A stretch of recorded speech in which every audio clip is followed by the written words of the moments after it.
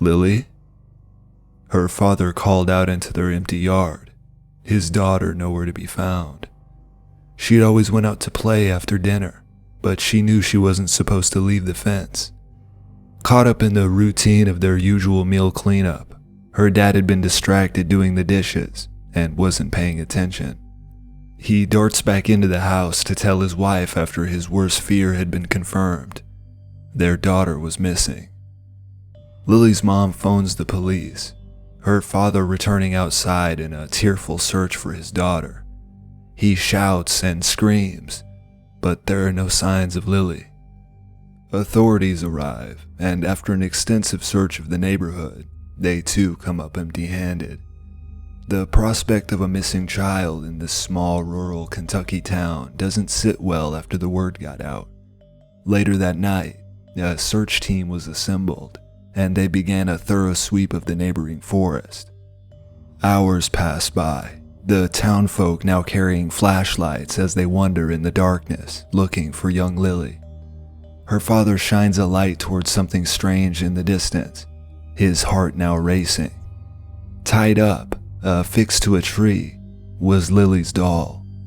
Her doll was everything to her, and she never went anywhere without it.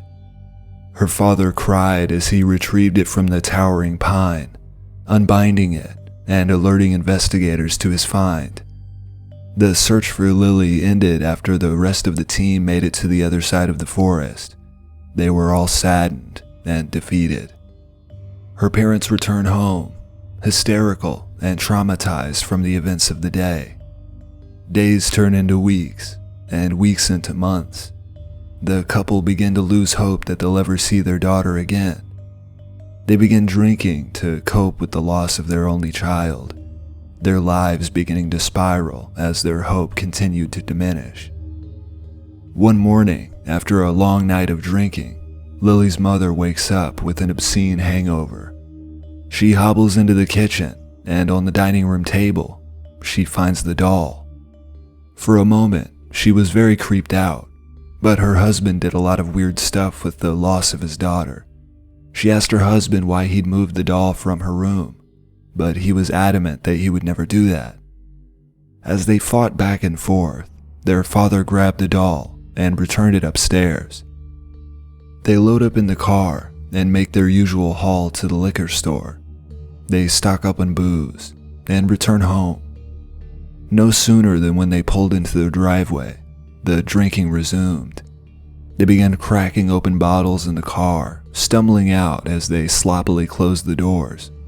Lily's mom went to the kitchen to stow away the alcohol, but when she rounded the corner, she froze.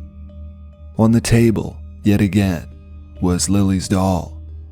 She drops the bags to the floor in shock, still unable to move as she stares at the doll. In a sudden burst of aggression, the doll turns its head, leaping off the table and running towards Lily's mother. She screamed as the doll jumped on her, now noticing the small kitchen knife it had been holding. She put her hands up as it slashed towards her face. Amid the chaos, her husband heard her screams for help. He rushed into the kitchen, pulling the doll off of her and stomping it into the ground. The eyes of the doll began to glow as Lily's father managed to take away the knife. In a terrified fit of rage, he grabs hold of the knife and plunges it deep into the body of the doll. Its arms flailed as he ripped it open, the glow in its eyes now fading. As the fabric parted and as the insides of the doll became visible, the fate of his precious Lily was now realized.